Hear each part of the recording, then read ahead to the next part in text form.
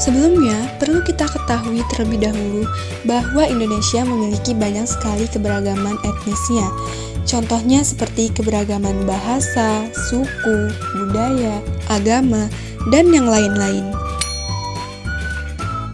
Selanjutnya, kita perlu mengetahui terlebih dahulu arti dari etnisitas.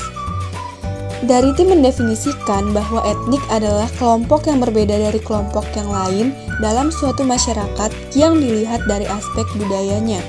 Secara umum, etnisitas adalah kelompok masyarakat yang memiliki kesamaan sejarah, nenek moyang, asal-usul, dan bahasa yang tercermin dalam simbol-simbol yang khas. Sedangkan menurut Ashmore, kata etnis pada dasarnya merupakan kategori sosial atau identifikasi sosial. Artinya, etnis adalah konsep yang diciptakan oleh masyarakat berdasarkan ciri khas sosial yang dimiliki sekelompok masyarakat yang membedakannya dengan kelompok masyarakat yang lain. Jadi, kategori pengelompokan masyarakat ke dalam suatu etnis tertentu didasarkan pada faktor sosial, bukan faktor yang lain seperti faktor ekonomi, teknologi, dan yang lain-lain. Etnisitas dalam konteks masyarakat Indonesia dibedakan menjadi dua. Yang pertama, dimensi horizontal. Dalam dimensi ini, dilihat bahwa budaya masyarakat Indonesia sama semua. Etnisitasnya dibedakan melalui suku, ras, agama, dan budayanya. Yang kedua, dimensi vertikal.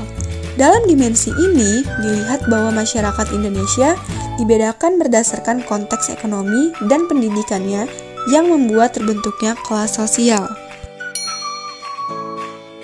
Seperti yang sudah kita ketahui bahwa etnis di Indonesia sangatlah beragam. Berikut adalah daftar etnis-etnis besar yang ada di Indonesia. Yang pertama ada suku Jawa, Sunda, Batak, Bugis, Asmat, Ambon, Dayak, Bali, Betawi, Madura, Minang, dan Baduy.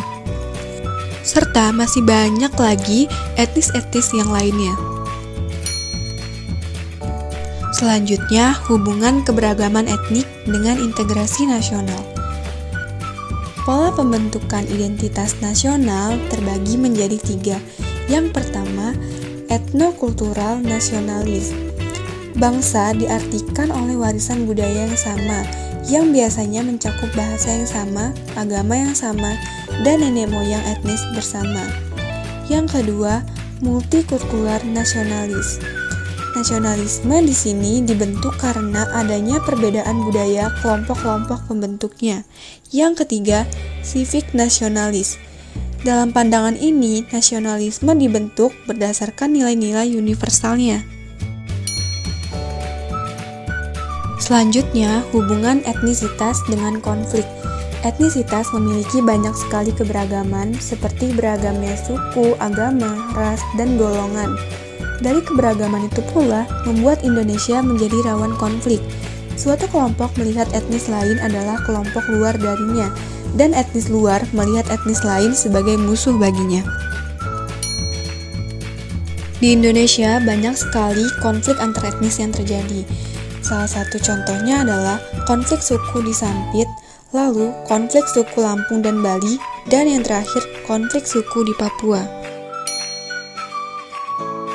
Adapun penyebab terjadinya konflik di Indonesia, menurut Sukandi, ada 3 penyebab utama terjadinya konflik antar etnik di Indonesia.